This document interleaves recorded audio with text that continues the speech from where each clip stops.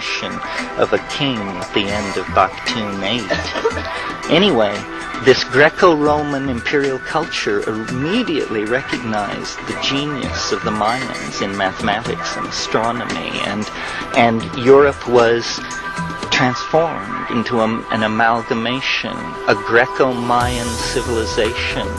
And this civilization continued to develop. Now, one of the influences which the Mayans brought into Europe around the year 950 was their extremely sophisticated psychopharmacopoeia and shamanism.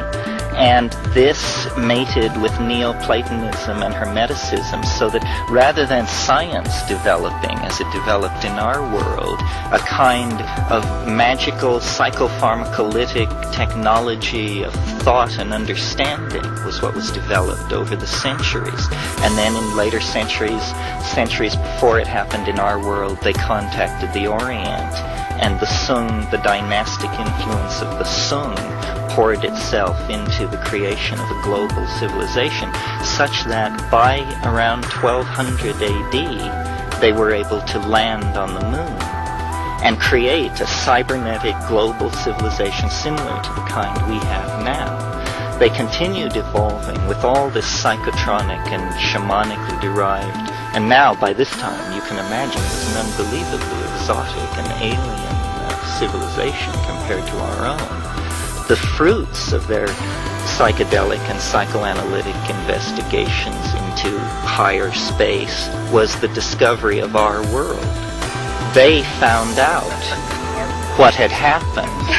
They figured it out by studying dreams, and by making deep journeys into the psychedelic space, they were able to discover our sleeping unconscious with its repository of the legacy of the Christian centuries under the reign of this demiurgic ideology.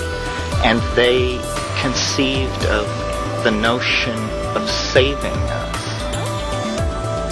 And it has to do with this whole thing about the UFOs and influence in dreams and astral traveling, and the other side is actually the manifestation of this bizarre Greco-Mayan postmodern starfaring civilization trying to reach across the dimensions to save us from the momentum of our history by making us aware of, first of all, their existence, and also their technology, which is evolving toward a point where I think around the Mayan millennium, around 2012, the time island we will flow past the time island, and the two time streams will be rejoined, and we will make peace with this civilization, which is now 1,000 years more advanced than us,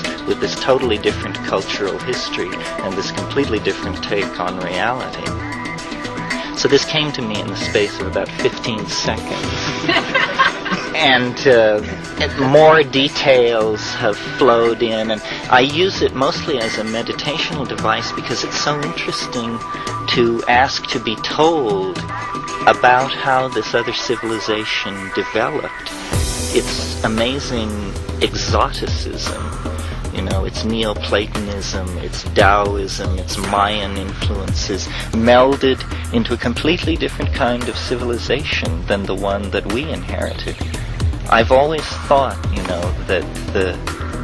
that Christianity, without making any judgment about Christ himself, that Christianity is hands down the single most reactionary force in all of human history.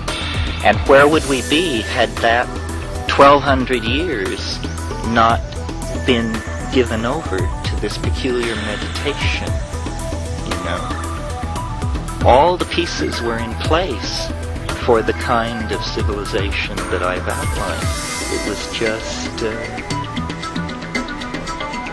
coincidence.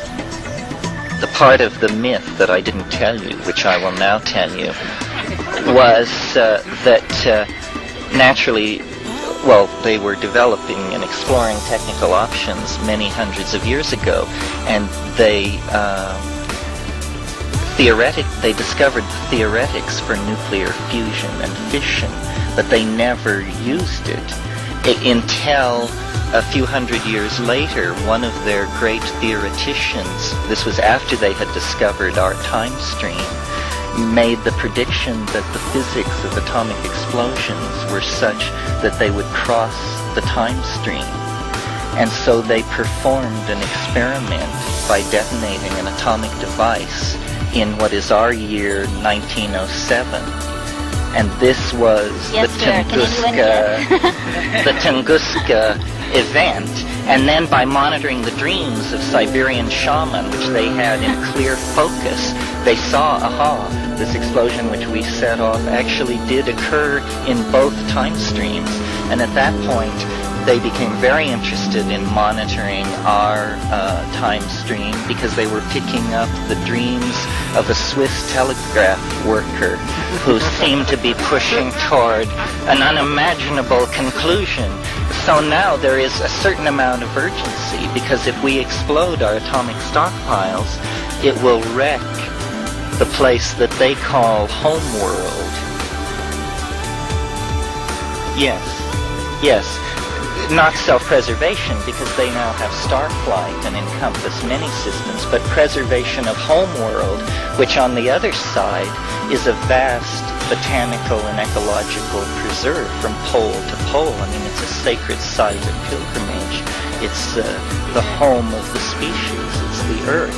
And the notion that suddenly great parts of it will be blown apart by leakage from hyperspace of one of our atomic wars is impelling them now to attempt to open the doorway and rejoin the time streams, and we'll be allowed a few years inside the botanical park to acclimate, and then most people will ship off for the stars, I imagine.